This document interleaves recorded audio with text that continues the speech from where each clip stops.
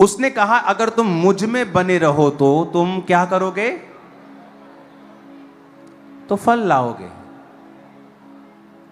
आपने कभी टहनी देखी होगी जिसमें फल लगे होते हैं?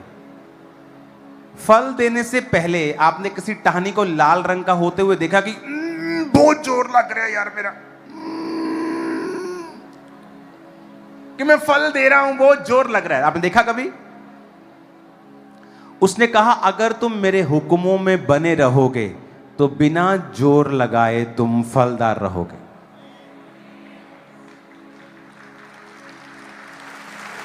आदमी, अगर काम तुझे नहीं करना आता तो यहां से निकल जा, बाहर चला जा यहां से। अगर तेरे को बिठाना तक नहीं आता लोगों को,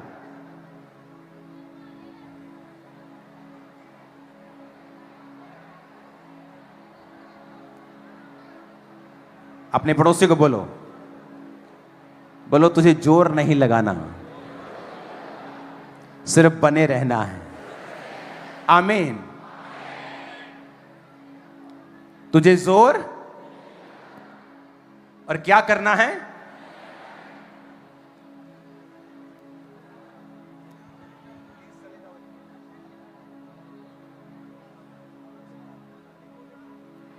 ओके, अपने पड़ोसी को बोलो क्या करना है? बने रहना है। फिर जोर लगाने की जरूरत। अब जोर लगाते हैं, आपको मालूम क्या जोर लगा हुआ है? कि मैं फाइनेंशियली किसी तरह से सेट हो जाऊं, किसी तरह से मेरा बच्चा सेट हो जाए, किसी तरह से मैं इस बीमारी से बाहर आ जाऊं, कोई तो कुछ तो करके।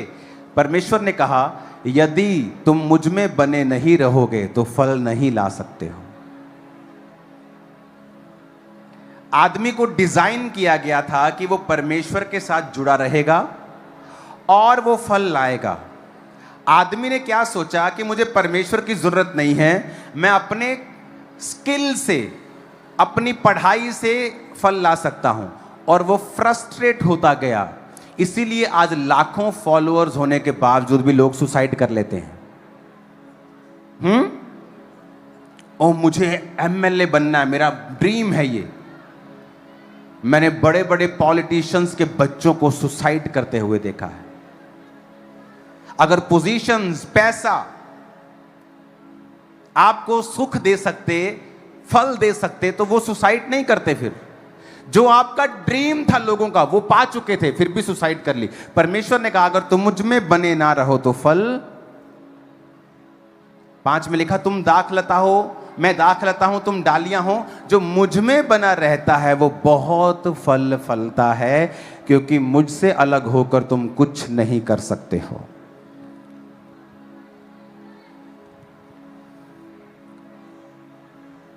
क्योंकि तुम मुझसे अलग होकर कुछ भी, मुझसे अलग, अपने पड़ोसी को बोलो मुझसे अलग होकर तुम कुछ भी, बोलो अपने पड़ोसी को बोलो मुझसे अलग होकर तुम कुछ भी नहीं कर सकते हो। बोलो अपने पड़ोसी को, जीसस ने कहा मुझसे अलग होकर तुम कुछ नहीं कर सकते। आपको पता है कि जीसस ने अंगूरों की बेल की एग्जाम्पल क्यों दी? उसने ये क्यों नहीं कहा मैं सेब का पेड़ हूं, तुम मेरी टहनियां हो, मैं आम का पेड़ हूं, तुम मेरी टहनियां हो, अगर तुम मुझ में बने रहोगे तो बहुत सा फल लाओगे। उसने अंगूरों की एग्जाम्पल क्यों दी? क्योंकि अंगूरों की बेल अगर सड़ जाए और फल ना लाए, उसका बैट, बल्ला, फर्नीचर नहीं बन सकता। आम का पेड़ सूख गया, चलो जी ला दो इनू, घर का फर्नीचर बनाने इनू, थापियां बना लेने, बल्ले बना लेने, गड्ढे बना लेने, गड्डी बना लेने, रिक्शे बना लेने। पर अगर अंगूरों की बेल सूख जाए तो कहता वो सिर्फ जलाने के काम आएगी। इसीलिए जो लोग क्रिश्चियन हैं और वचन पे नहीं चलते, आप उनके घरों में जाकर देख लो, अन्य जातियों से ज्यादा श्रापित और ज्यादा बीमार और ज्यादा दुखी नजर आएंगे आपको। क्यों? क्योंकि वो अंगूरों की बेल की टहनियां हैं। और अगर वो फल नहीं देंगी तो उसने क्या कहा बाइबल में? यदि कोई मुझ में बना ना रहे वो डाली के समान फेंक दिया जाता, सूख जाता और लोग उन्हें बटोर कर आग में झोंक देते हैं और वो जल जाती हैं। क्या कहा परमेश्वर ने? यदि कोई मुझ में बना ना रहे तो क्या होगा? वो सूख जाएगा, लोग उसे बटोर कर क्या करेंगे? फिर आग में जला देंगे। इसका मतलब उसकी कंडीशन बदतर होगी, जो मसीह में रहकर भी फल नहीं देगा। एक व्यक्ति जो व्यभिचार में है, अन्य जाति, उसका श्राप जो क्रिश्चियन होकर व्यभिचार में है उससे 10 गुना कम है। सेम पाप, लेकिन क्रिश्चियन व्यक्ति की सजा 10 गुना ज्यादा है, क्योंकि वो वचन को क्या है? जानते हैं। जो वचन जानता हुआ पाप करेगा उससे ज्यादा बदला लिया जाएगा, वचन कहता है। यीशु ने कहा तुम्हें जोर लगाने की जरूरत नहीं, तुम मुझ में क्या करो? बने रहो। कैसे बने रहोगे उसमें? अपने आप को सेलो टेप से जोड़ लोगे बाइबल के साथ? चर्च में आके बैठ जाओगे? नहीं, उसके वचन को पूरा करोगे। यदि तुम मुझ में बने रहो, बोलो अपने पड़ोसी को, और मेरा वचन तुम में बना रहे, तो जो चाहो मांगो वो तुम्हारे लिए हो जाएगा।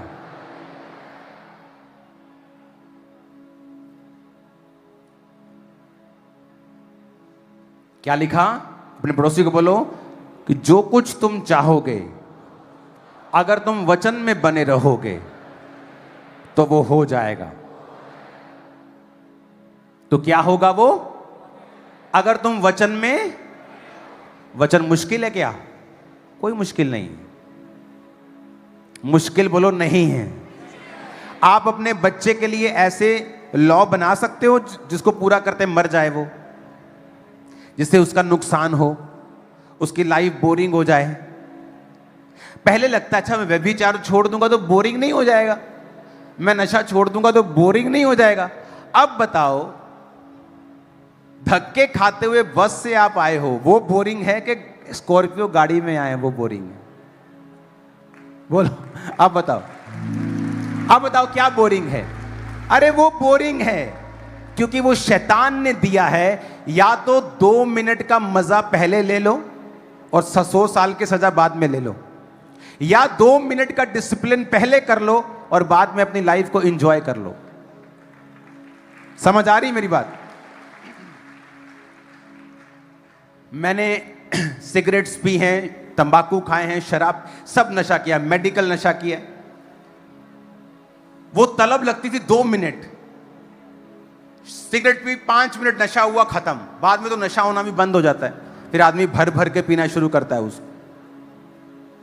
या तो वो कर लो, और या फिर कंट्रोल करके वचन में बने रहो और प्रभु को फल लाने का मौका दो। आपकी मोहल्ले का सबसे स्ट्रांग आदमी आपको एक दिन स्ट्रांग समझेगा जब आप ये बात फॉलो करेंगे। मैं आपको प्रोफेटिकली बता रहा हूं, मैं ये आपको प्रोफेटिकली बता रहा हूं। ओके, मैं ये आपको प्रोफेटिकली बता रहा हूं कि अगर आप ये करेंगे, देखो टीम कितनी नालायक है, उनसे ये 10 लोग नहीं बैठे। कितनी नालायक है यहां की टीम, सो सॉरी टू से, पर आप इतने नालायक हैं, रियली फुल नालायक हैं आप लोग। सब टीम नालायक है, मैं आपको बता रहा हूं। ये चर्च सिर्फ पवित्र आत्मा चला रहा है, मैं आपको बता रहा हूं।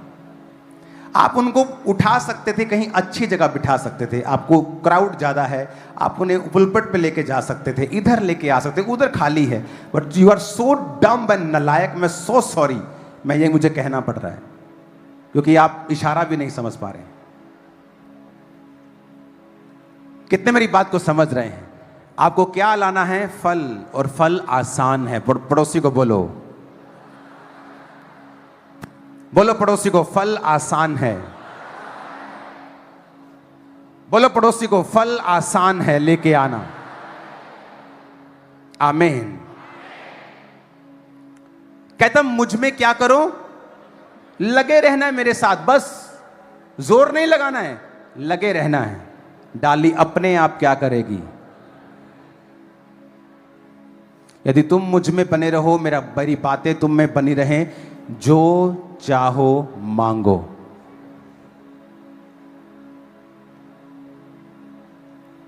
क्या करो? क्या मांगो? जो चाहो। आप श्योर हो? आप श्योर हो? वचन में लिखा है ऐसा? 7 आयत में लिखा है क्या ऐसा? यदि तुम मुझ में बने रहो,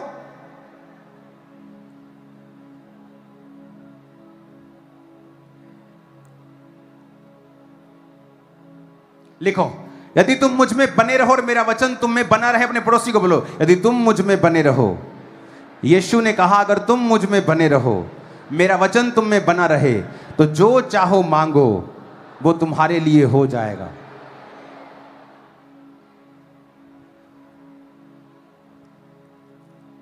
क्या मांगना है?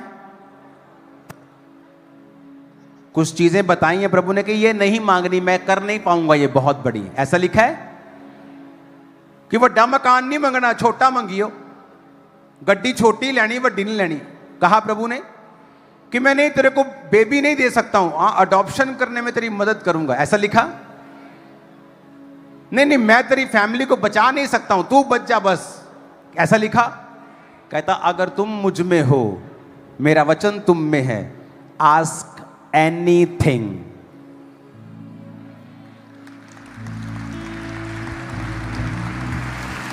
Ask anything.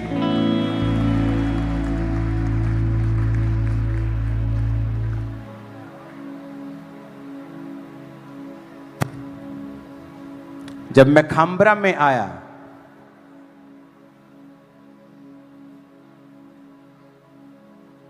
और एक व्यक्ति मेरा खिलाफत करता हुआ सब जगह मैसेज देता था कि इन लोगों को किराए पर जगह मत देना, किराए पर।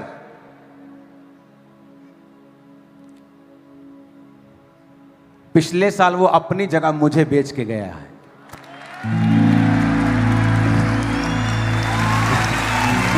जो चाहो, क्या कहा? जो, आस्क एनीथिंग। तुम्हारी फैमिली, तुम्हारे बेबीज, तुम्हारे बच्चे, तुम्हारा फाइनेंस, तुम्हारी हेल्थ, तुम्हारा एनीथिंग। उसने सिर्फ ये कहा है, यदि if ye abide in me and my words abide in you, you shall ask what ye will। कहता जो तुम चाहते हो, जो तुम चाहते हो, जो, उसने नहीं कहा जो मैं बताऊंगा तुम मांगो। कहता जो तुम चाहते हो। कहता जो तुम चाहते हो तुम्हारे लिए। क्या लिखा है? क्या लिखा है? ऊंची बोलो, तुम्हारे लिए। आगे उसने एक और बात लिखी, कहता मेरे पिता की महिमा इसी से होती है कि तुम बहुत सफल लाओ। कहता मेरा पिता ये चाहता है कि तुम्हारी जिंदगी में बड़ी गवाही हो।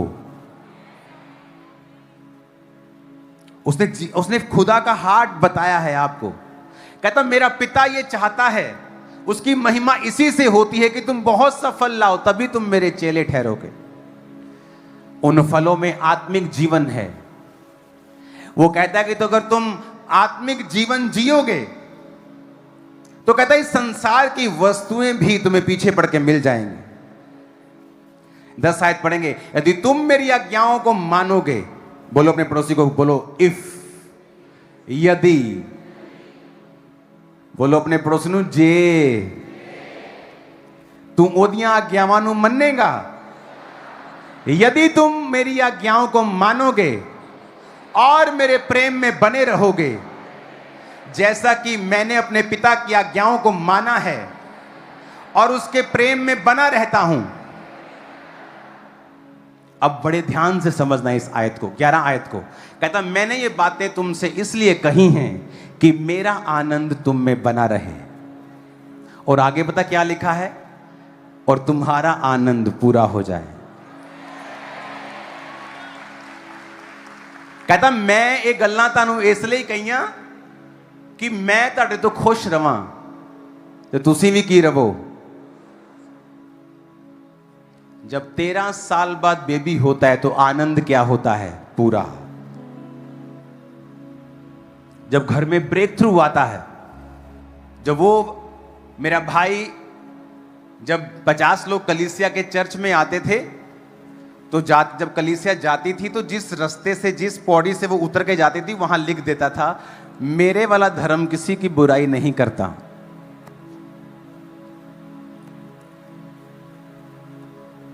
आज वो भी क्रिश्चियन है, प्रभु में है। समझो मेरी बात। उसने क्या कहा? कहता अगर तुम मुझ में बने रहोगे तो मेरा आनंद तुम में पूरा हो जाएगा, पर कहता तुम्हारा आनंद भी।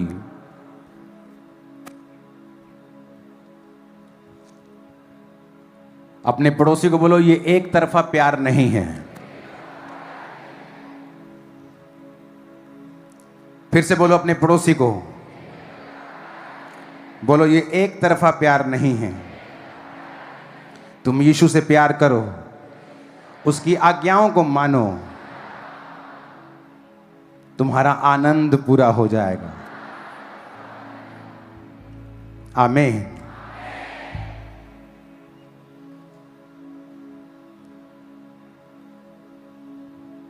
एक फिलॉसफर था, हाईएस्ट लेवल का फिलॉसफर, और जब एक गोरा फिलॉसफर बनता है वो किसी बात को आंख बंद करके यकीन नहीं करता।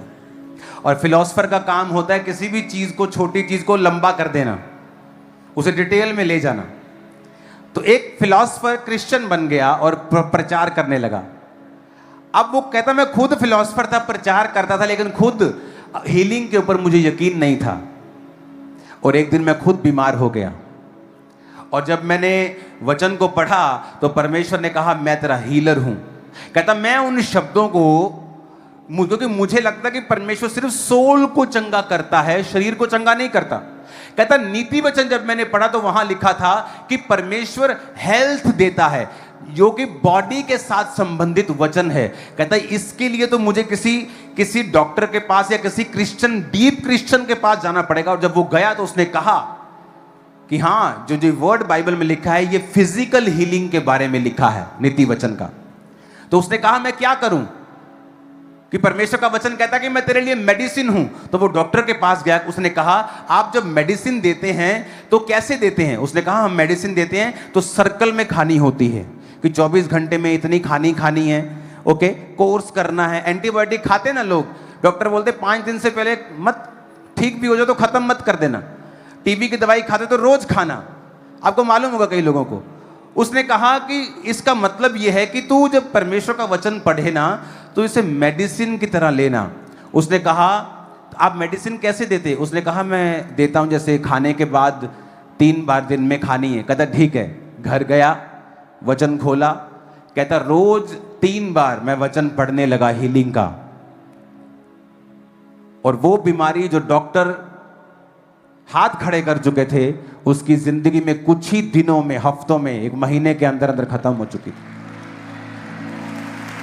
अब उसका आनंद भी पूरा हुआ कि वो अपने बच्चों को हील करना चाहता है, और नीचे वाले का आनंद भी पूरा हुआ चंगाई को प्राप्त करके। आप मेरी बात समझे कि नहीं?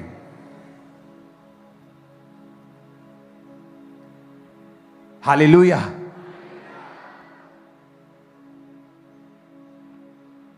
उसने वचन को मेडिसिन की तरह लिया। 3 बार मेडिसिन खाता ना आदमी, जैसे ही खाना खाया बाइबल खोल लेता था और हीलिंग वचनों को पढ़ता था। फिलॉसफर था ना, वो हर चीज को बड़ी तरीके से फॉलो करता था, और उसने फॉलो करना शुरू किया और दिनों में उसकी बॉडी ने रिस्पॉन्ड करना शुरू किया। आप मेरी बात समझ रहे कि नहीं? आपकी लाइफ का चैलेंज, रोज बाइबल के सामने जाएं, प्रभु की हुजूरी से दूर ना हो, पढ़ें। जब नशे की तोड़ लगे बाइबल खोल लें और इसे मेडिसिन की तरह लेना है इसे, कि ये मेरी मेडिसिन है। डॉक्टर के पास जाओ ना नशा छोड़ने के लिए, वो तुम्हें दूसरे नशे की गोली देते हैं, मालूम, कि ये खानी है, अपने वाला छोड़ दे, फिर धीरे धीरे उसको कम कर देंगे। मैं आपको एक मेडिसिन दे रहा हूं, बाइबल। जब नशे की तोड़ लगे तो बाइबल खोलनी है और उसे पढ़ना है। तुम मुझे जल्दी मंगलवार से शुरू कर दोगे टेस्टिमनीज को भेजना इन जीसस ने।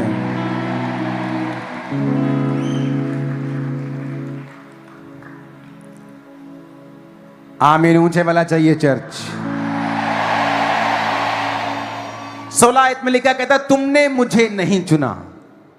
अपने पड़ोसी को बोलो, यीशु कहता है तूने मुझे नहीं चुना पर मैंने तुझे चुना है, नियुक्त किया है कि तुम फल लाओ, तुम्हारा फल बना रहे, कि तुम मेरे नाम से जो कुछ मांगो पिता से वो तुम्हें दे। ऊंची आवाज में कहो आमीन। आपने यीशु को ग्रहण नहीं किया, यीशु ने आपको क्या किया है? आपने उसको नहीं चुना। कहता तुमने मुझे नहीं चुना। मैं तो एलईडी ठीक करने आया था, आज ब्रांच में एलईडी ठीक करने आया था। अच्छा बेबी के लिए प्रार्थना हो रही है, अच्छा ठीक है चलो बाबा जी कर रहे लेने हैं प्रेयर। और प्रेग्नेंट होने के बाद यकीन नहीं आ रहा, 1 test 2 test 3 test 4 test, doctor के पास अलग टेस्ट।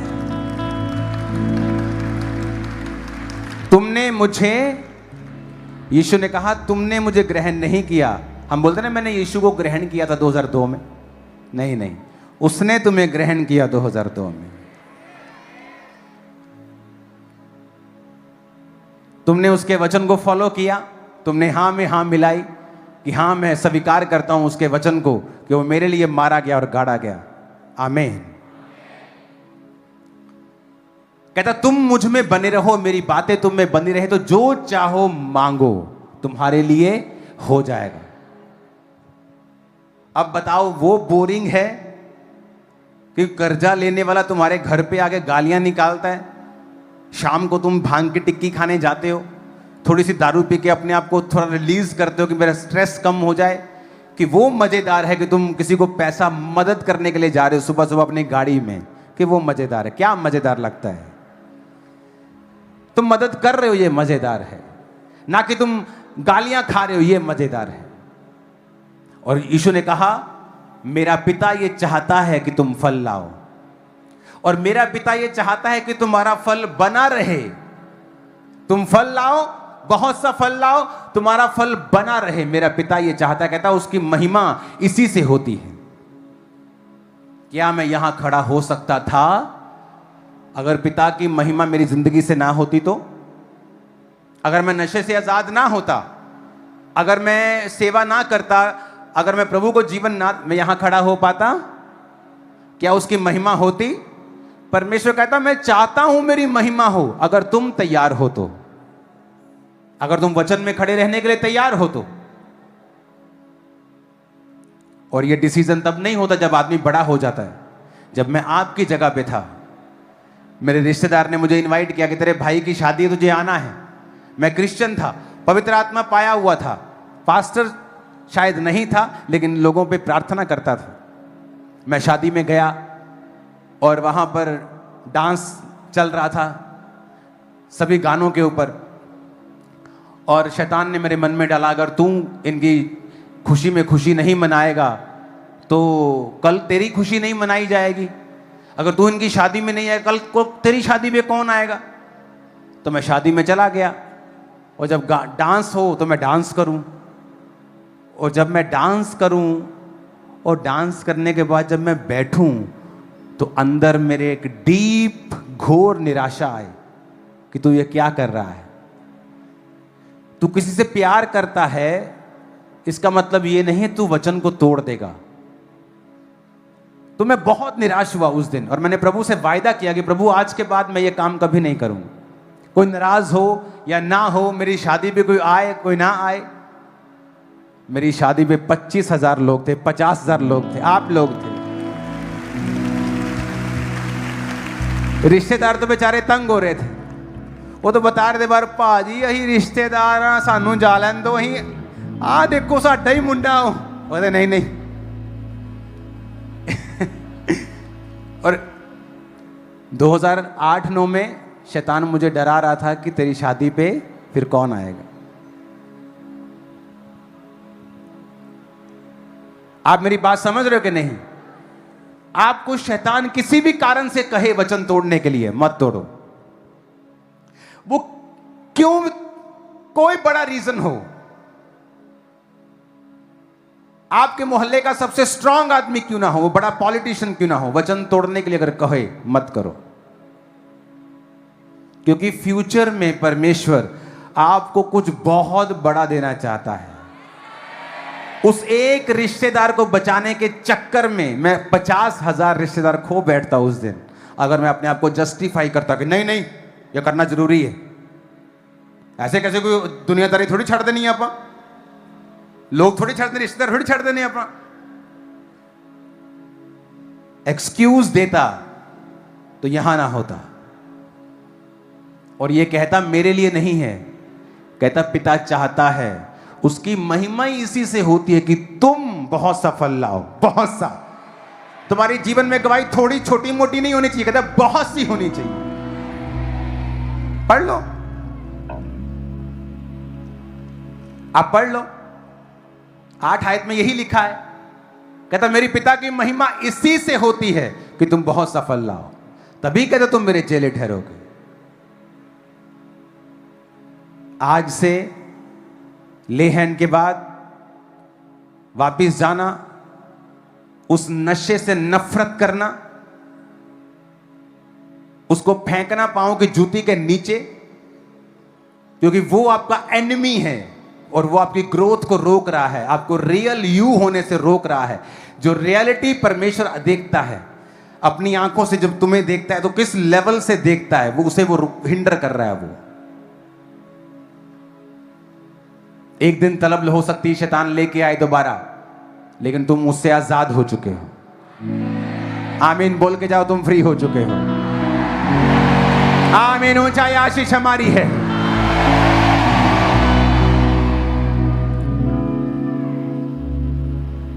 आप मेरी बात समझ रहे हो कि नहीं?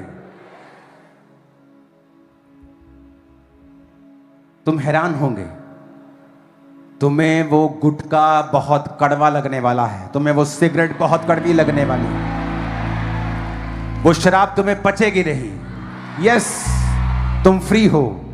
आमीन, ऊंचे वाला चाहिए church. Don't worry, don't worry. जब थोड़ा आप डिलीवरेंस दिन आते हैं तो दिक्कत आती है बैठने में, खड़े होने में। डोंट वरी, प्रभु आपसे प्यार करता है और मैं आपके साथ हूं, परमेश्वर आपके साथ है।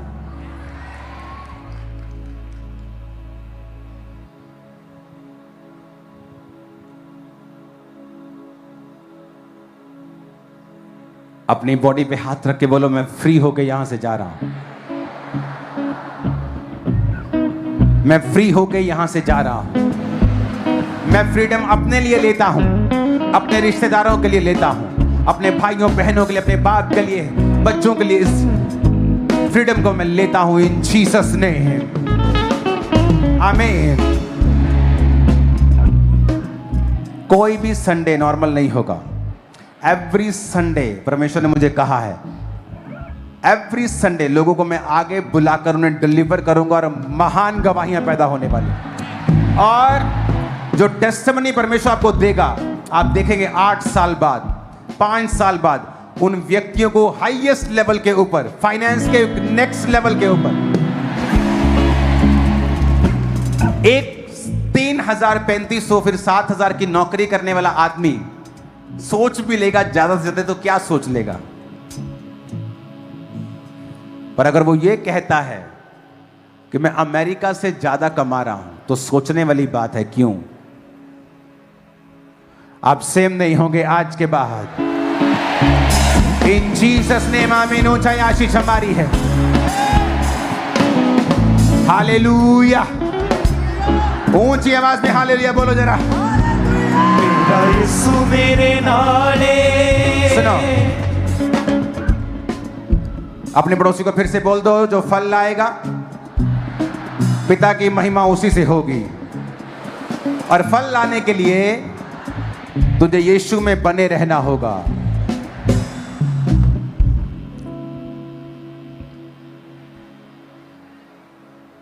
फल कैसे लाना है यीशु में, बने कैसे रहना है उसके वचन में चलकर, वचन में चल के बने रहना है। मुश्किल लगेगी आपको, 1-2 दिन बोरिंग लगेगा आपको, पर मेरी बात पे प्लीज यकीन कर लो, आपका फ्यूचर बहुत एक्साइटिंग होने वाला है।